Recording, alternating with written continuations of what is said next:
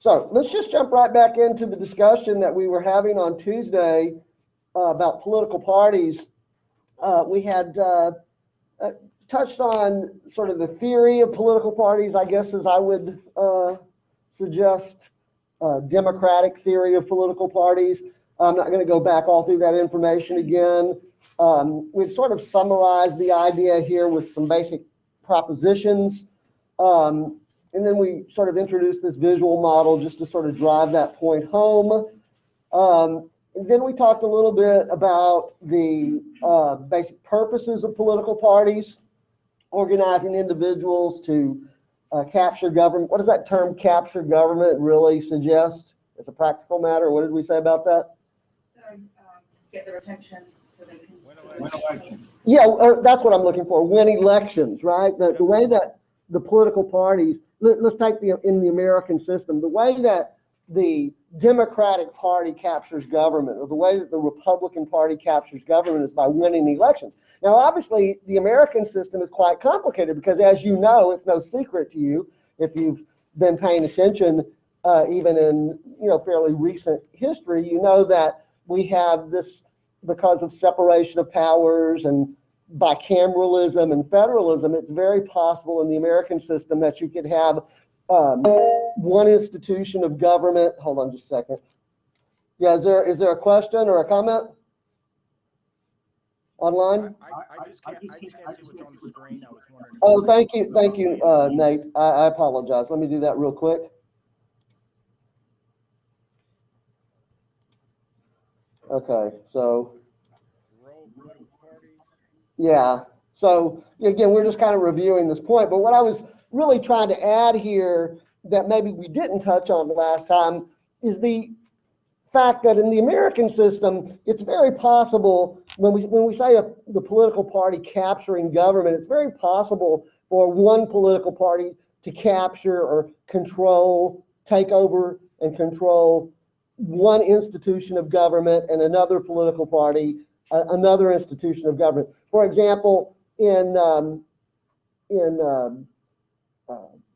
the couple of years from 2018 to, well, really from 2016 to the start of this current administration, the Biden administration, under the Trump administration, you know that, from 2018 to 2020, you had the Republicans, of course, had the White House and the United States Senate, but the Democrats had a majority in the United States House of Representatives. And of course, you have, at the level, you have some states that have Democratic governors and some other states that have Republican governors, and you have in some states Republican majorities in the state legislature, and in other states you have Democratic majorities in the state legislature, or even if you want to look at the bicameral feature of state legislatures, it may be that the Republicans have a majority in one chamber of the state house and the Democrats have a majority in the other chamber of the state house. So it can get very complicated very quickly in the American system when we talk about party control of government, because of these structural features of the American system that make it possible for one political party to win control of one institution and another political party to win control of another institution. That's a feature that is not absolutely exclusively pertains to the American system, but it's not the typical arrangement, right? Again, we're going to take a look at, by way of contrast, we're going to take a look at least at some aspects of a parliamentary system in today's class meeting, and I think maybe that point will become a little bit clearer. Okay? Anyway, so we covered those points, and then we moved to I think we skipped over this model of responsible party government business. I said that we might come back to it if we have time, but I doubt that we're going to have time. We made the distinction between a cadre party system and a mass membership party system. Right? That's relatively straightforward. Okay? In the American the history of the American party system, we started early on with a cadre party system, but during the early part of the 19th century, during the Jacksonian period, you have the flourishing of these democratic ideals, and it pretty quickly transforms into a mass membership party system, which is the way that we think about political parties today, right? Okay, did we make this distinction? Did we talk about these? I don't think we did, okay, but again, it's one of those things that we're going to have to come back to if we have time, so we'll see, okay? I think we certainly made this distinction, right? Again, just trying to remind you that even though we commonly say that the United States has a dominant two-party system, you should understand that the political parties are monoliths, right? The structure of the parties, both of the major parties in the American system, really mirror the structure of government in our system, the federal system, where we have a national government and then state governments and then local governments. You have a similar sort of structure in both of the major political parties. Okay? All right. I think where we left off, though, as I remember, was talking about the history of the explanations for a dominant two-party system. Why is it that in the United States, among all the world's democracies, again, not exclusively, but it is most pronounced and most conspicuous in the American system, we have a dominant two-party system, whereas most other democratic systems around the world have competitive multi-party systems? Okay? What are the explanations that have been offered by political scientists and other analysts? Well, we got as far as talking about history or tradition, and I kind of dismissed that, right? I mean, I'm suggesting to you that at least by itself, as an explanation, it doesn't really get us very far, because if nothing else, it doesn't explain to us why we had a dominant two-party system from the very beginning. The argument here is, the explanation is, we have a dominant two-party system because historically we've had a dominant two-party system, or traditionally we've had a dominant two-party system. It's just a little bit unsatisfactory as explanations go. It is the truth.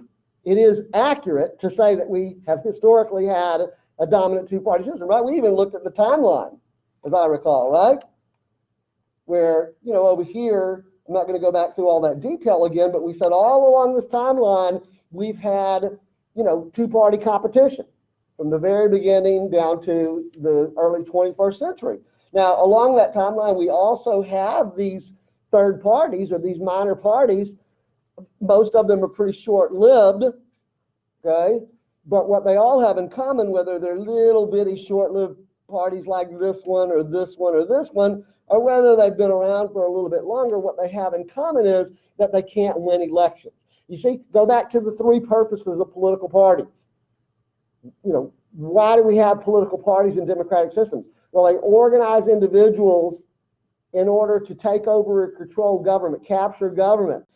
In other words, win elections, right? So if these minor parties can't win elections, then that's why we call them minor parties, right? It doesn't mean, by the way, when we call them minor parties, it doesn't mean they are unimportant. It doesn't mean that they don't contribute something to our system. It just means that they don't really stand any reasonable chance under ordinary circumstances of taking over and controlling government. And that's what political parties do. Now, we tried to point out last time that that's not an end in and of itself, political parties taking over and control government. What is ultimately the objective? Well, to advance the party's agenda, right? It's a substantive orientation. The Democrats want to take over and control government because they want to press their policy agenda, right? The Republicans want to take over and control government because they want to control the policy agenda. Okay? So any of these minor parties that we're talking about here, they have a policy agenda, but it's very, very unlikely to ever be translated into public policy because they can't do that second thing, which is take over and control government. Okay? All right, so now let's get back on track. I don't remember if we had gotten as far as the second one or not. Did we talk about a natural dualism? Okay, well, let's do that. All right, we can dispense with this one fairly quickly as well. What this explanation argues is that the reason that we have a dominant two-party system in the United States is because, again, if we want to think about historically, over the course of American political history, political debate over major issues has typically had two positions. There's been two basic positions on most issues. So, for example, if we did trace that historically, we could say that from the very beginning, at the time of the debate over the ratification of the Constitution, you had the Federalists who were in favor of stronger central government and the Anti-Federalists who were advocates of reserve powers of the states. And remember, the Federalists and the Anti-Federalists during this period aren't political parties per se. Political parties didn't exist just yet, but this did become the basis for the first party system, right? Who remembers what the first two political parties were based on this distinction right here? It's sort of an outgrowth of this distinction. In the very beginning, it just really didn't take very long. By the time, for example, everybody knows George Washington was the first president, right? By the time Washington is giving his farewell address, Washington announces he will not accept a third term, and by the time he's giving his farewell address, you've already had an election, okay, that the election of 1796 that featured candidates who were nominees of political parties. Anybody remember who the parties were? What the parties were? The Federalist Party and the Republican Party, right? Although, again, it's not the modern Republican Party, it is the Republican Party of Thomas Jefferson. So, the lineage here is obvious, right? The Federalist Party is the outgrowth of this Federalist philosophy. Who headed the Federalist Party? Who? Hamilton, that's right. Alexander Hamilton was really, by the way, Washington was a Federalist by philosophy. Okay? And the Federalists generally, Washington himself and the Federalists generally warned about what they called the vices of faction. I mentioned Washington's farewell address a moment ago. When he was leaving the presidency, he warned about the vices of what he called factions, but what really he meant was political parties. And so sometimes the Federalists are referred to as the anti-party party. But they really still had their agenda. There was a political party organized by Alexander Hamilton, and they had their agenda. It's kind of like people who protest, something, but then they participate in it, right? Like they become part of it, right? So you had the Federalists and the Jeffersonian Republicans. And then in the period leading up to the Civil War and the debate over slavery, you had abolitionists versus those who wanted to maintain the institution of slavery, right?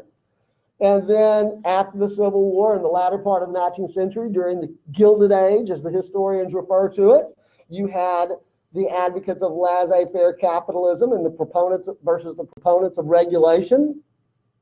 Those who advocated regulation of business interests, okay? And then in the 20th century, as we, get into the Great Depression era, you have those who were advocates of a social safety net, right? The New Deal, right? As Franklin Roosevelt, FDR's program was called, and conservatives who expressed opposition to what they saw as welfare statism. And in the post-material debate in American politics, by the time we get to, say, the 1960s, certainly the 1970s and beyond, where you begin to have this new emphasis on social issues. In the period, up to that, the debate in politics had largely been over economic issues, material well-being. But that began to shift.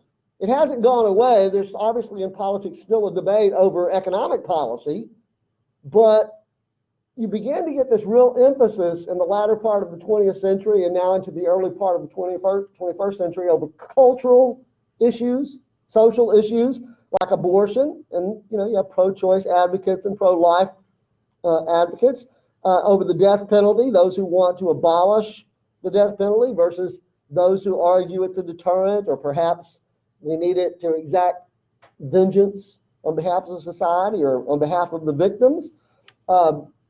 LBGT rights, advocates of equality, regardless of that status versus those who argue, it's a erosion of traditional values and it's sinful, right?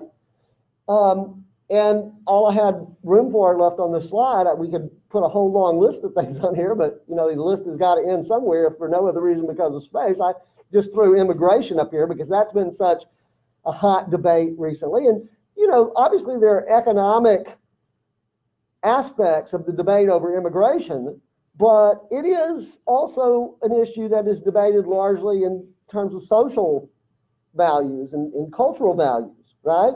So you have those who, may embrace the idea of an open border to provide greater opportunity and justice and humanitarian concerns and so on, versus those who are advocates of a closed border in the name of border security and, quote unquote, America for Americans, right?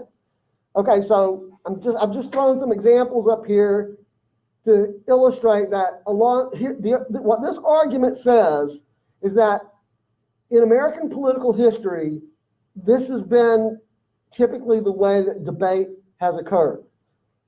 We have this versus that, okay? And if you've got two basic positions, then it seems quite natural that you would have two political parties to represent each of those two issues. That's, again, the basic argument. However, I'm going to tell you that this is not a very good argument either, as far as, for whatever you think my analysis is worth on these. You obviously can reach your own conclusions, I suppose, but I'm going to tell you that this is really not, as explanations go, this is really not a very good explanation. For one thing, it's just not accurate. It's not accurate to say that there's been two positions on the major issues. That, if you go ahead and power that off, please, that there's been two positions on each of the major issues as we've proceeded along this timeline.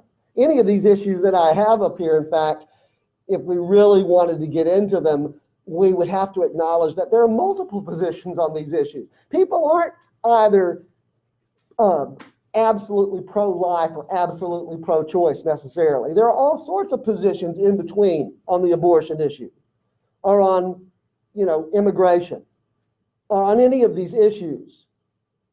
It's not accurate to say that the political debate is dualistic.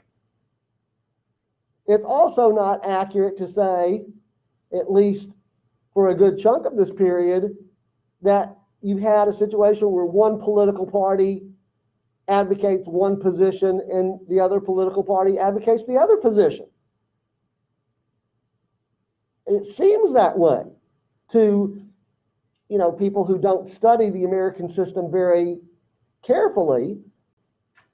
And I think that we're tempted by popular media to believe that everything is Democrats versus Republicans, right? That if you know the Democrats' position on an issue, then you know the Republicans' position on the issue simply by taking the default.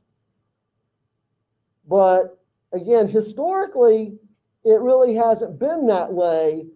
If we are in a period now where that seems to be more applicable, perhaps, maybe I can concede that point, but you can't reach a conclusion based about the broad issues that we're discussing here based on what's happening right now in American politics. There's always that danger, and that's what journalists do. I admire journalists. I think journalists do a good job for what they do, but the danger of, I think, a lot of times of journalism and getting your political news and information from popular sources is that they're very much grounded in the here and now, and they really don't take into account very often the generalities that we are kind of looking for.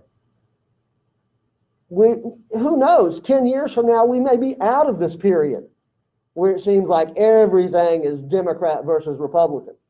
But it wasn't that long ago where you could point to any, just about any issue, and you had Republicans crossing over and supporting the Democratic position, and you had Democrats crossing over and supporting the Republican position. They just took that highly significant vote in Congress, was it yesterday? Or, over the last week or so anyway, first in the Senate and then in the House of Representatives, on the economic stimulus bill, the 1.9 trillion thing that, you're hearing about in the news. And that broke down strictly on a party line vote, right? But if you look back historically, and you don't have to go back very far, you see that those kinds of votes are extremely rare in the United States Congress. As I said, most of the time you have had Republicans crossing over and voting with, some Republicans crossing over and voting with Democrats, some Democrats crossing over and voting with Republicans. But you wouldn't know that just to listen to the popular news media.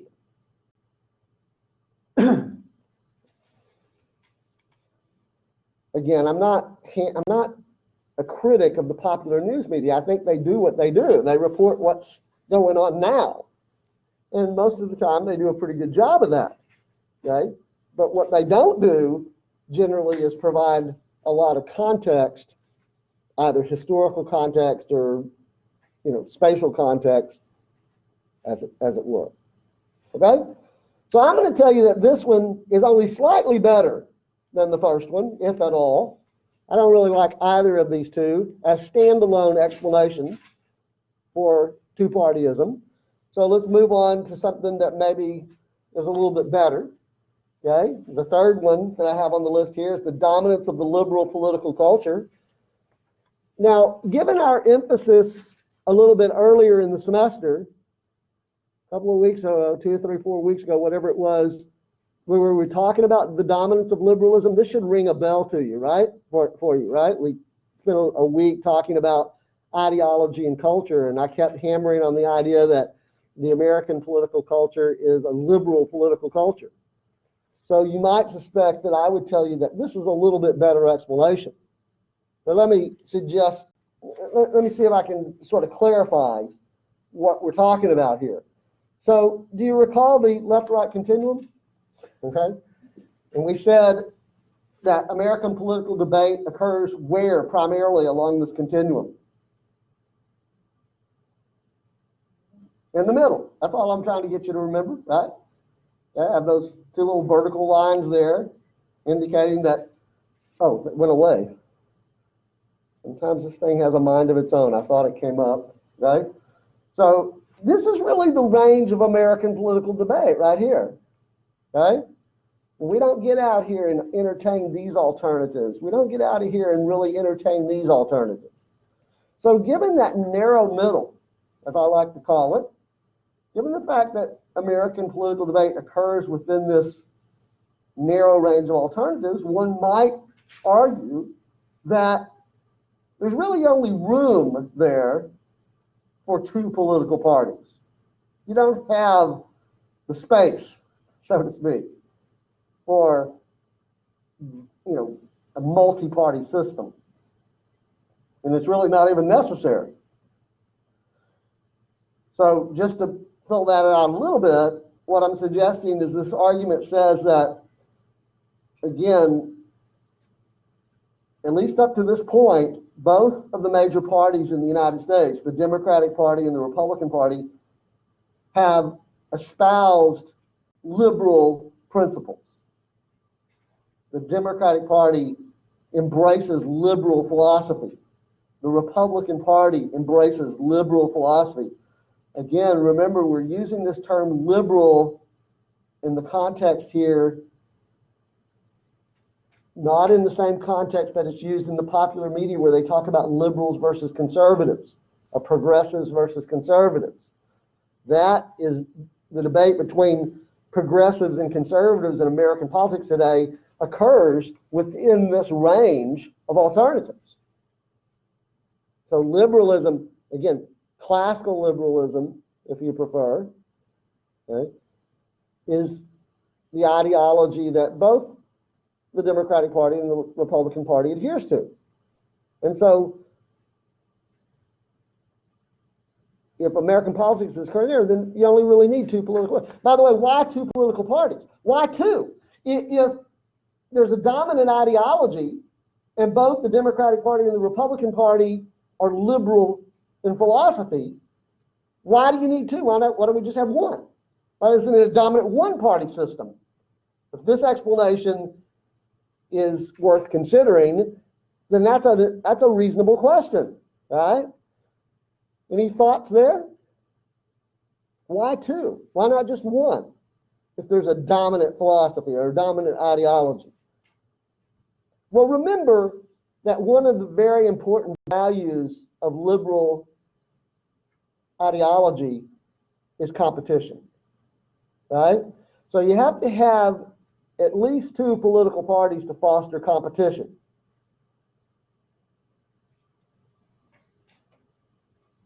Particularly in politics. There's probably no area of social life where competition is more important. Maybe economics, maybe in the liberal tradition in economics, right? But certainly in politics, you got to have competition. So you got to have at least two political parties, but beyond that, there's really no need for more, okay? Now, this becomes even more apparent when you take sort of the global view. So I want to throw up some political parties here, and I'm certainly not an expert on global politics or political parties in global politics, but here's just a few political parties that I'm aware of. And really what I'm trying to suggest to you is when we dealt with this left-right continuum earlier in the semester, I suggested to you that as we move along the continuum, we're encountering ideologies, right, that embrace an increasing role for government.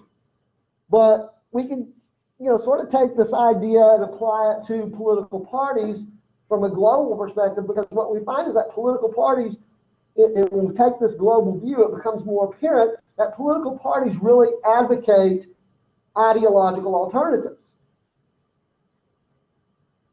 That makes sense?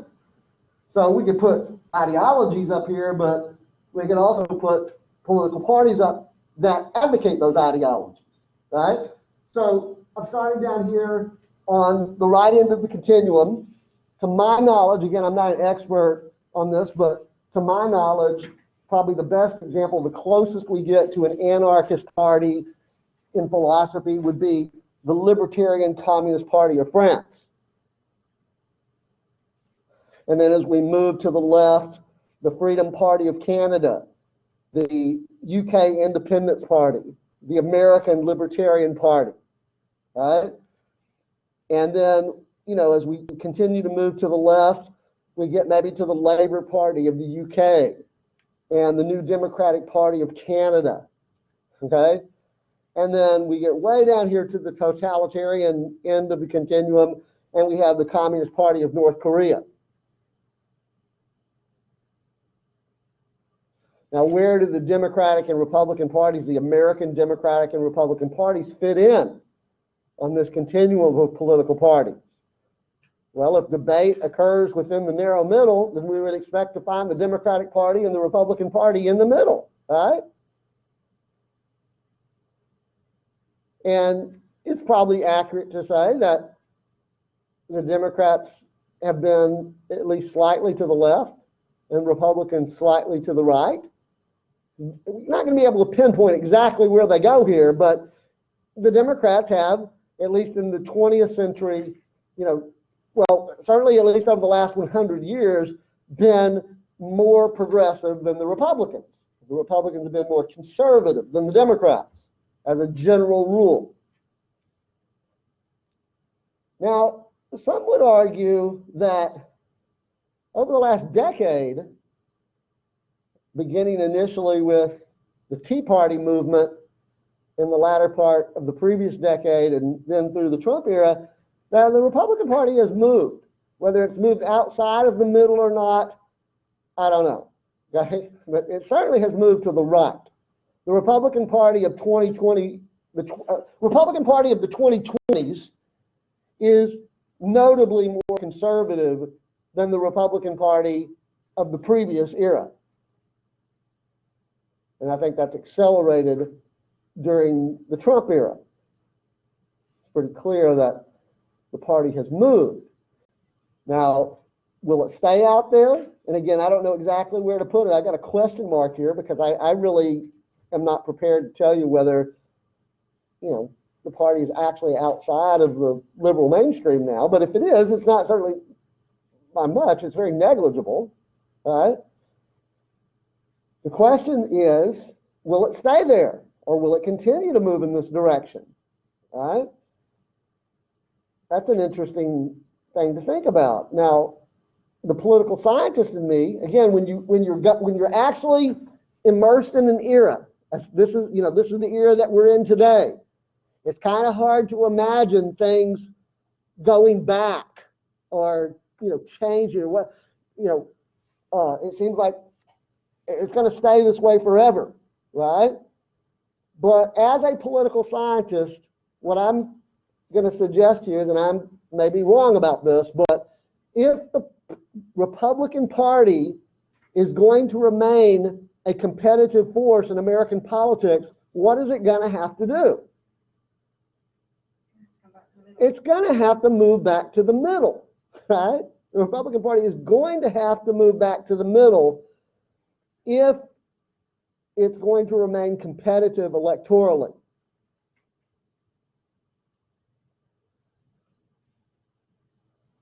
Some analysts would maybe say to you that it's surprising that the Republican Party has remained as competitive electorally as it has up to this point. But certainly moving forward, they would, certainly argue that the Republicans are going to have to moderate. Let me see if I have something here to share with you. Give me just a second. Can't remember if I have this in here or not. No, I don't. Well, we might have an opportunity in another context to show you a graphic, but there's a model called the median voter model. Maybe I can do it this way. Bear with me here for just a second. This is actually a model that was developed by economists, and what it suggests is that, I'm not going to be able to get this terribly straight, okay, but bear with me here. If we look at a distribution of voters in any political system, including the American political system, what we find is that there's a sort of a normal distribution, okay? Down here we have, progressive. I'm just going to use abbreviations here. Down here we have conservative, okay? What this model suggests is that most voters fall within a moderate range here. Most American voters are not strongly progressive and they're not strongly liberal. Okay? So this is the median voter, right? Median voter model, MVM, okay?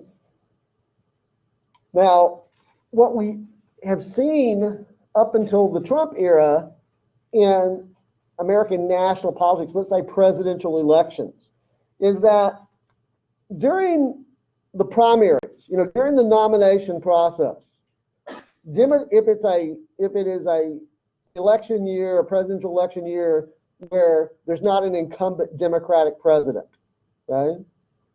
Say 2008, George W. Bush had been president, and then his 2 terms were over. And in the 2008 election, you had no incumbent, right? You had Barack Obama against John McCain, all right? Well, during the primaries, this model argues that during the primaries, the Democratic candidate is taking positions on issues that somewhere in this area. In other words, they're trying to appeal to the base of the Democratic Party activists, which are more progressive than the median voter. Okay? And John McCain, the Republican candidate, would have been out here campaigning, trying to appeal to the base of the Republican Party, which is more conservative than the median voter. But once you get past the nomination, once Barack Obama has the nomination, and once John McCain has the Republican nomination, Obama has the Democratic nomination, and McCain has the Republican nomination, what happens as you move into the general election part? They move towards the median voter, right? That the candidates begin to moderate their positions on issues.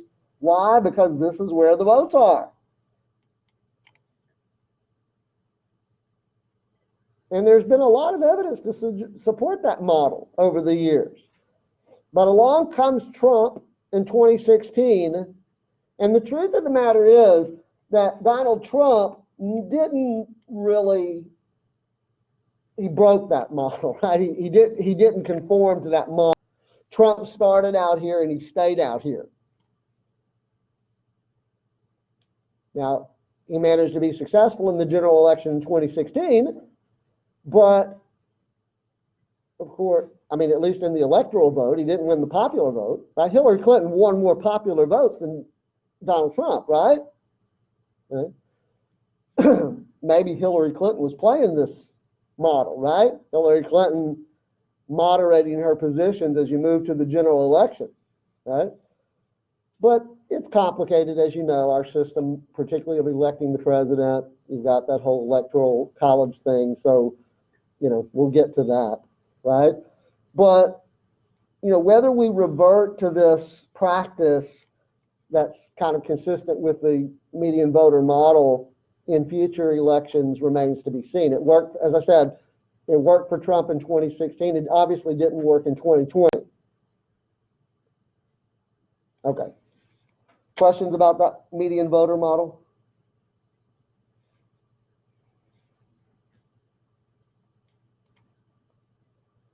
All right, for those of you who are online, could you see what I was drawing on the screen? Yes, sir. Okay. Jewel and Nate? Okay, good. Thank you. All right, so let's get back on track here. Questions about this third explanation? All right. Let's move on then to number 4. We've got history or tradition, which we said is not very good. Natural dualism, which isn't much better. The third explanation, dominant liberal political culture, is a better explanation, but it's really not the best. Okay?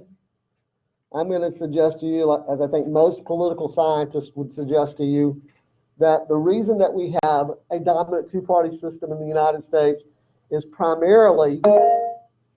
Yes, sir. I'm still on the drawing. Okay, thank you. Let me fix it. Thank you.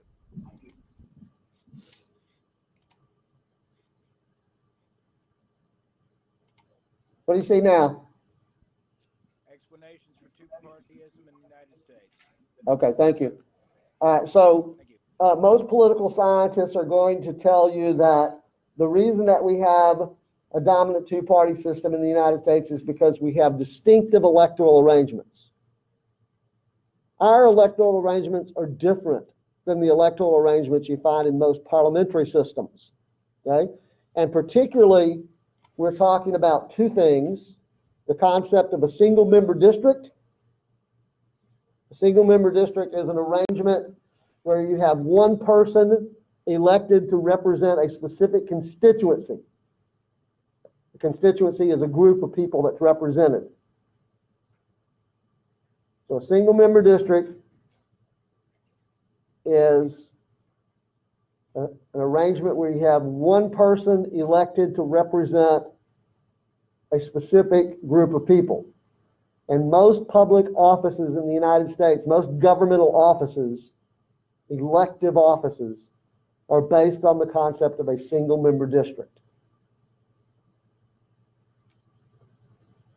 If we had a map of the United States up here, well, first of all, does anybody remember, I think we mentioned this once in passing in a completely different context. How many members are there of the U.S. House of Representatives?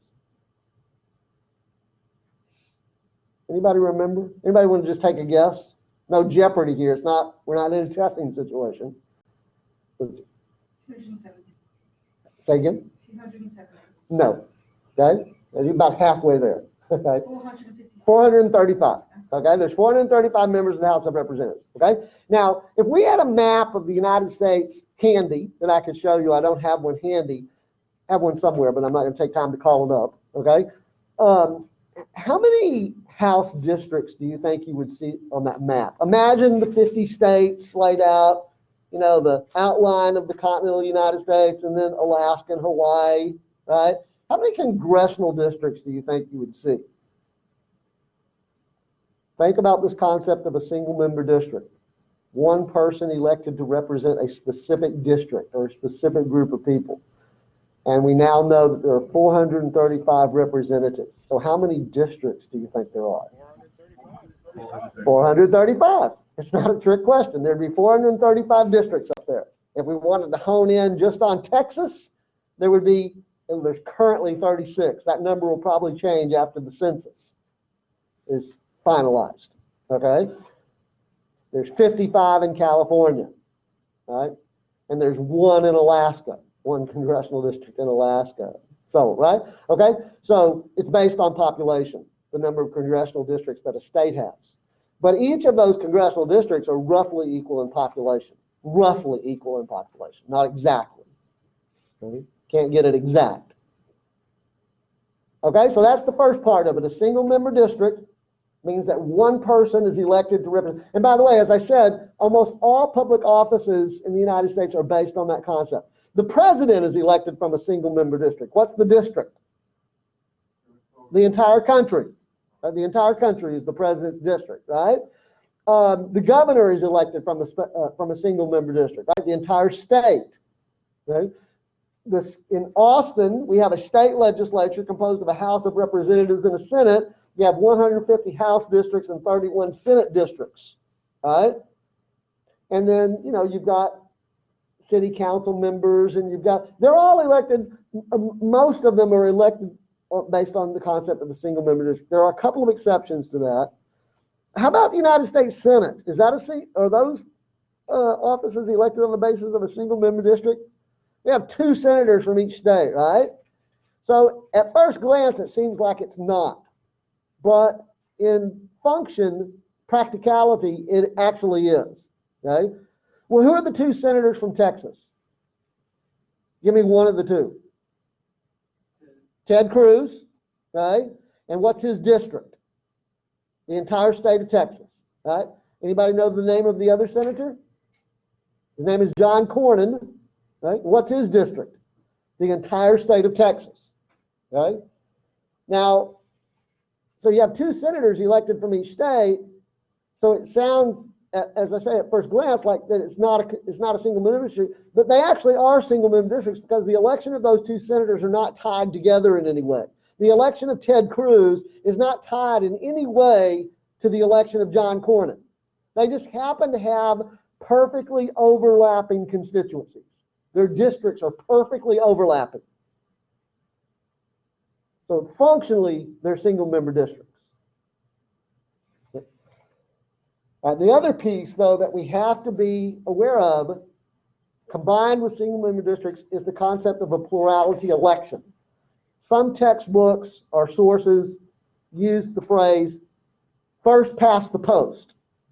Do the authors of your textbooks, does anybody remember that? I think they might use that term. I can't remember if they use that term or not. It's the same thing, first past the post or a plurality election.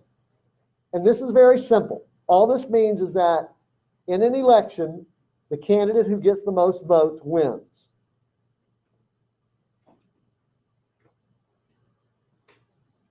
So we're not necessarily talking about a majority. All right? May or may not be a majority. What's a majority? A simple majority? Half plus 1, 50% plus 1, right? Now, if a candidate gets a majority, they have a plurality. But it is possible for a candidate to win an office without getting a majority, only getting a plurality. In many, many, many instances. There are some exceptions. Imagine, for example, if you have three candidates. Say you have a Democratic candidate, a Republican candidate, and a particularly notable independent candidate. Right? The chances that none of those three are going to get a majority is actually pretty good, don't you think? You've got that independent candidate that's, getting any measurable amount of the vote. Right? So it's possible that you could get a Democratic candidate win or a Republican candidate win with less than a majority. Let's take an example. Okay?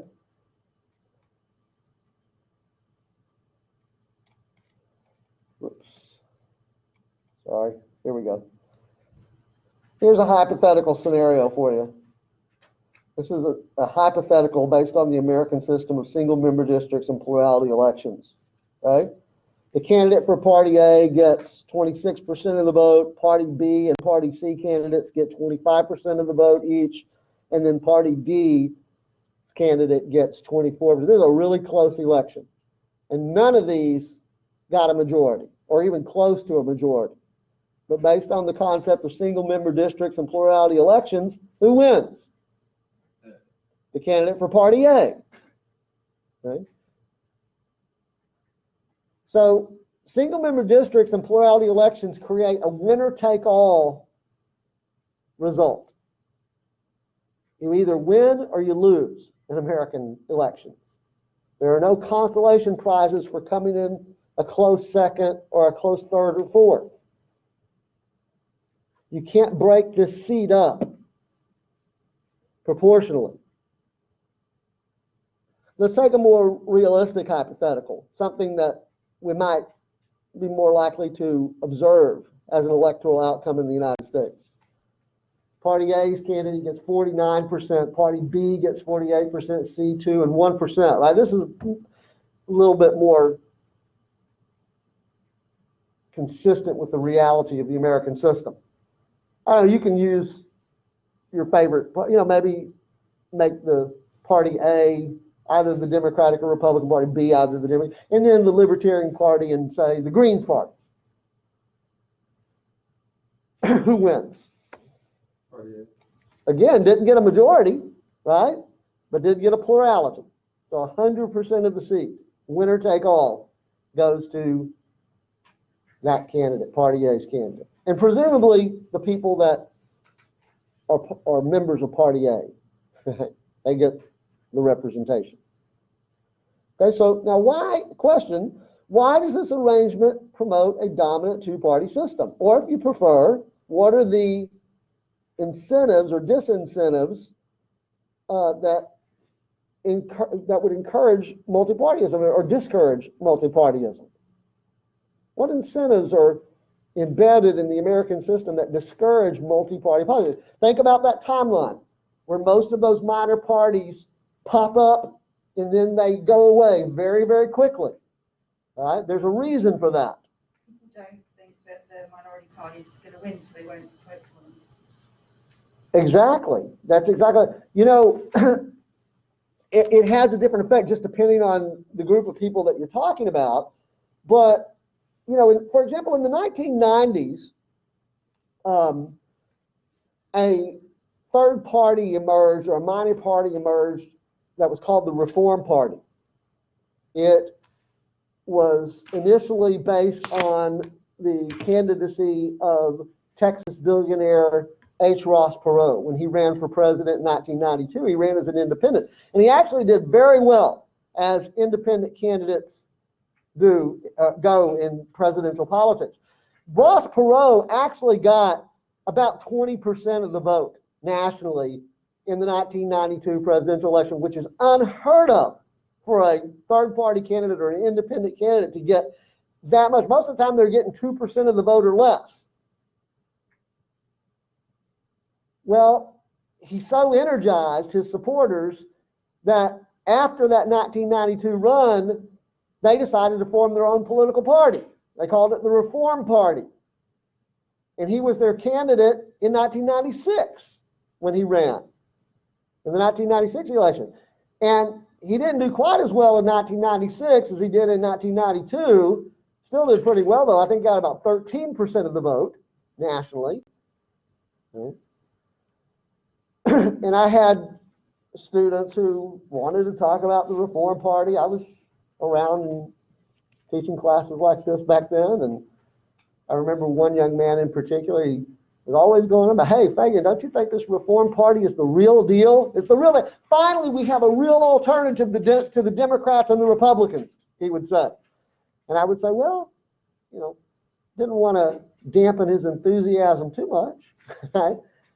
But I felt some obligation to tell him what I know, in which, we have a lot of experience in American politics with third parties popping onto the scene and then just disappearing. And I remember saying to him, well, in 10 years, we might not be talking about the Reform Party. And he looked, I always remember the expression on his face, how disappointed he looked. He didn't believe me. He scoffed and walked away. It's not like I have a crystal ball. I'm not a soothsayer. I just kind of understand how the American system works. If you are, on the Reform Party boat and you see that you can't get your candidates elected, it may be smarter for you to do what? Sooner rather than later. It may be smarter for you to try to work through the channels of one of the two major parties and maybe affect their candidate selection process. Which, by the way, I think is exactly what the Tea Party movement did, to their credit, about 10, 12 years ago in the Republican Party. They call themselves the Tea Party. They actually weren't a political party. We don't talk much about the Tea Party anymore because it's kind of been subsumed by this Trump movement, right? But the Tea Party wasn't really a political party. It was a faction within the Republican Party. But I think to their credit, they didn't jump ship. They didn't abandon the Republican Party and go out and try to form their own political party. Instead, they worked through the Republican Party to affect the selection of more conservative candidates that were more to their liking. That's the success of the Tea Party and movement and now the Trump wing of the Republican Party. So I think that's what happens to minor parties. And by the way, what is the incentive that the two major parties have to welcome those people who might have splintered off otherwise? What is the main objective, the initial objective of the two major parties? What are the Democrats trying to do? What are the Republicans trying to do? They're trying to win elections.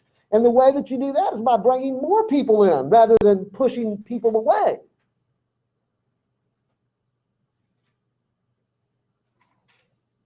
So the winner-take-all situation that we get, or result that we get from single-member districts and plurality elections, means that these people who might otherwise associate with one of these political parties down here, they say, maybe we'll just stay within the ranks of the Democrats or stay within the ranks of the Republican Party. That's happened every time we've had a third-party movement that's emerged in American politics. The incentives are there to work through the channels of the two major parties and for the parties to accept those people as votes to defeat their main opposition. Let's see what the alternative is. Maybe we can really drive the point home if we talk about the other major model of democratic elections in the world, a parliamentary system. So let's take this hypothetical. Let's say you have some country and there are 4 political parties running on the ballot, okay? And so party A gets 46% of the vote and party B gets 45% of the vote, party C gets 5% and D gets 4%, right? Now, there's all sorts of variations on this theme. Not all parliamentary systems work exactly the same. I want to be clear about that point. There's unique features to almost every country's system, right? But the basic idea is that it's a system of proportional representation. So that if party A got 46% of the vote in the election, they would get 46% of the seats in the parliament. If Party B gets 45% of the vote, they would get 45% of the seats, 5% and 4% for D and for C and D respectively. Okay? So there is an incentive in place in a parliamentary system, is there not, for these smaller parties to remain separate because they know they're going to get, assuming they can get a minimum threshold, that they're going to get at least some representation in government. Can you not see how there is an incentive here for them to remain as separate political parties?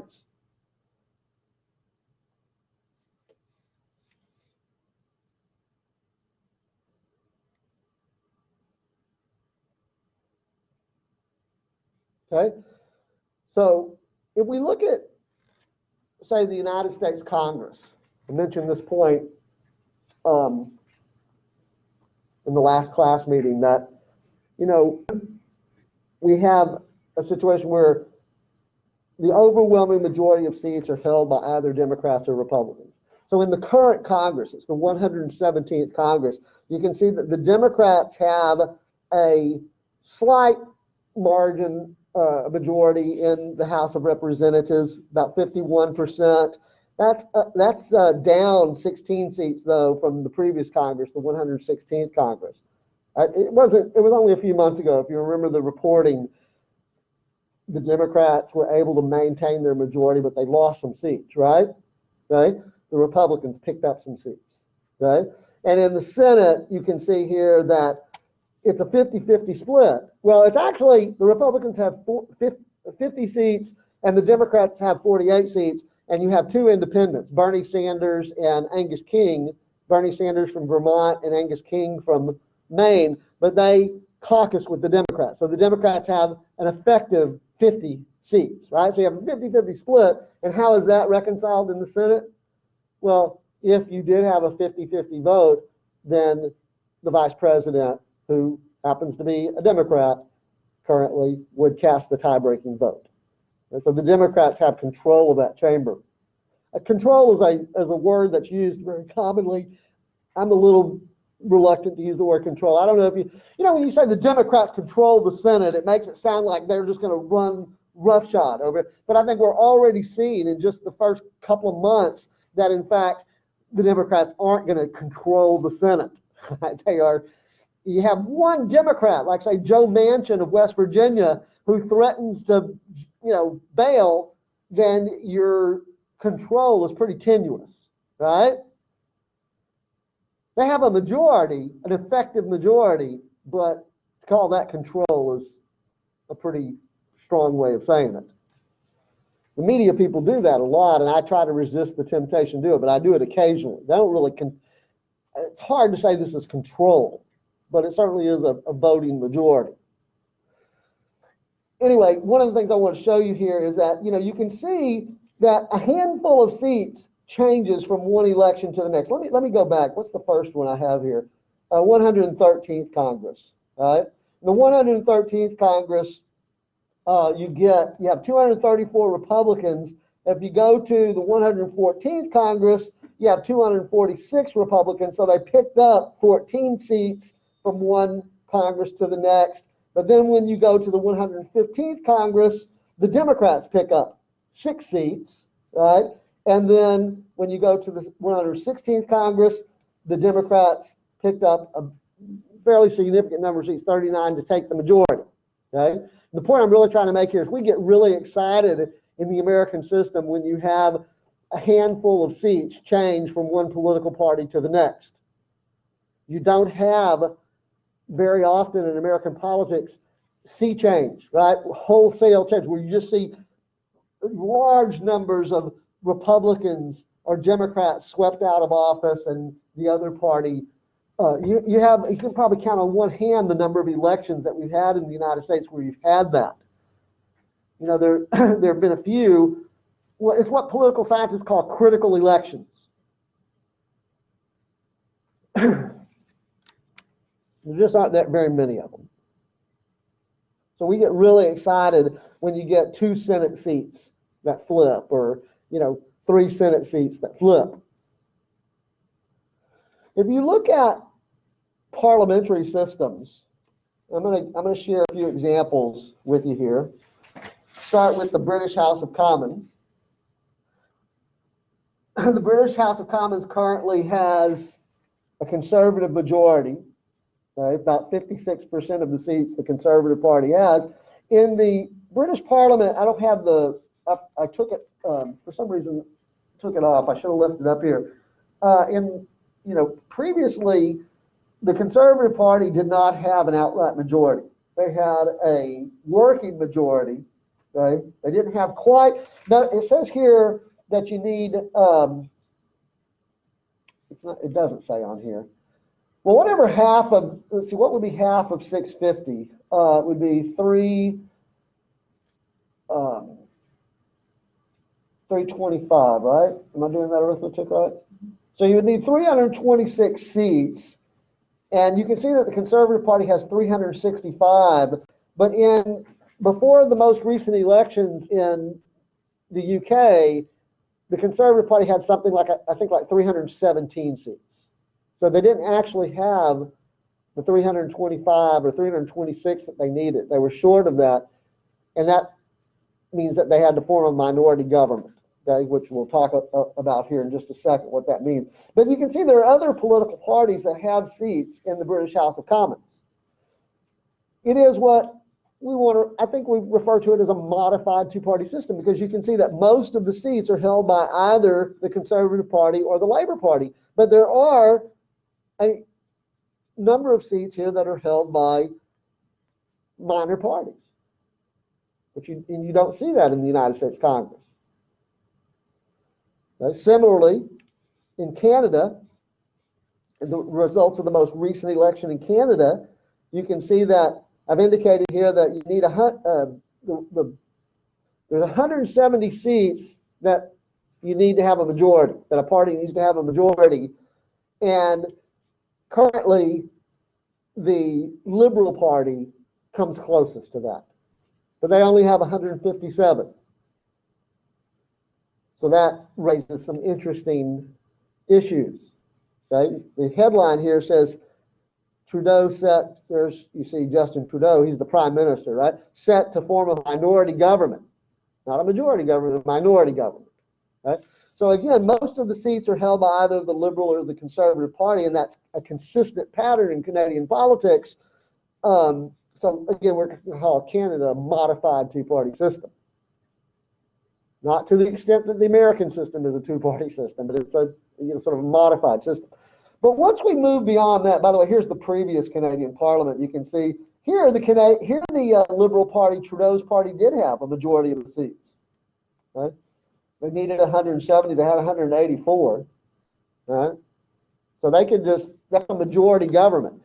They don't operate that way, but they could essentially say, well, we have a majority of the votes. We're just gonna press ahead with our agenda. Here is the Israeli Knesset. That's what they call their parliament in Israel.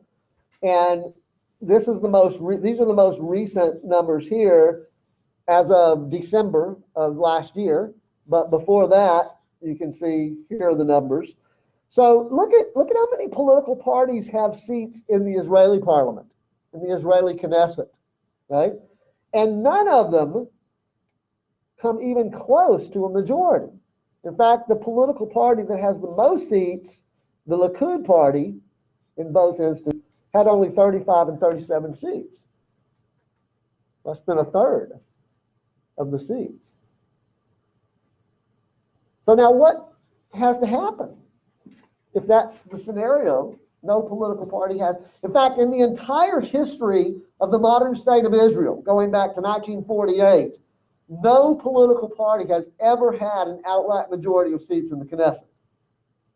So they've always been governed in Israel over that period of time by what we call coalitions.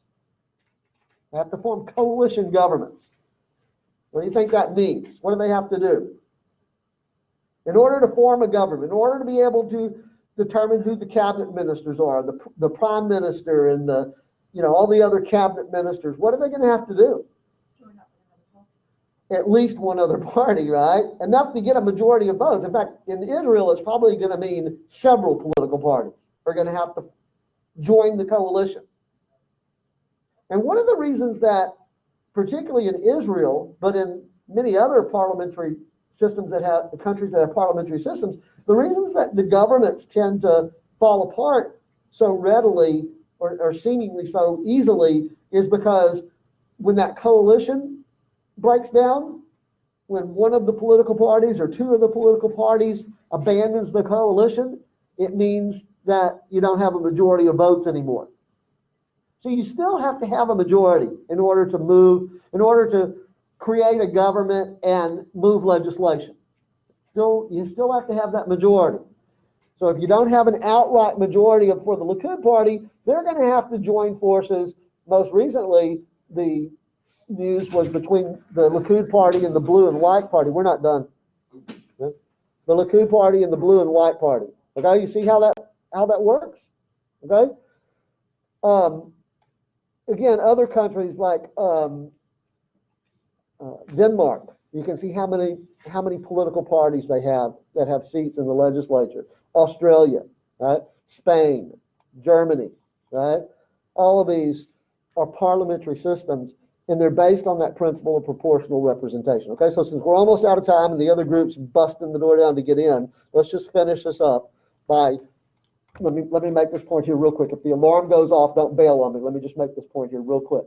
Okay, so the difference between the American system and parliamentary systems, I think, for the most part is, given what I just said, that you still have to have majorities. It's really a question of when the majority coalition building takes place. When does it take place?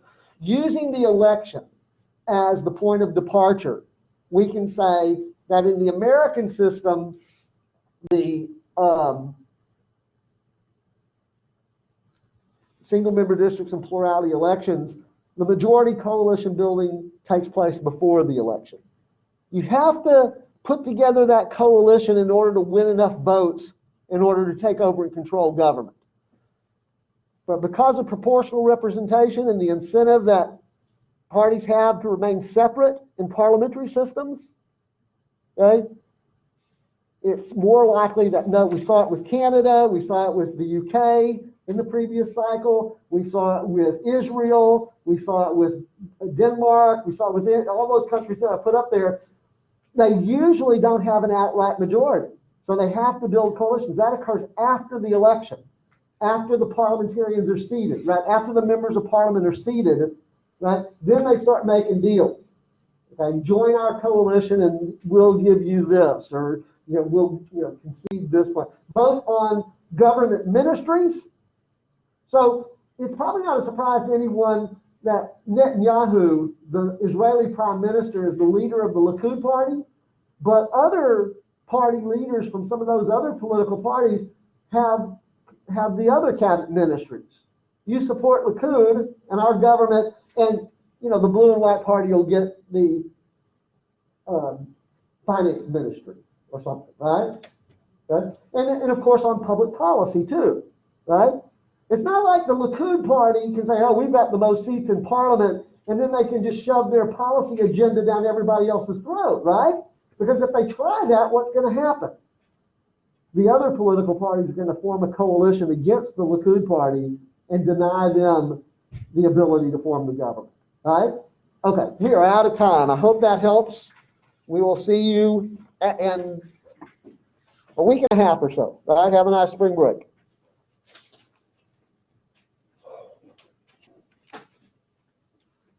And I know they're before you get out of there, but I just want to tell you something funny. I have a copy of Texas Monthly somewhere with Ross Perot's signature on it from back in Oh, do you? 1992. Yeah, I do. One of my teachers. I was 8th grade back then.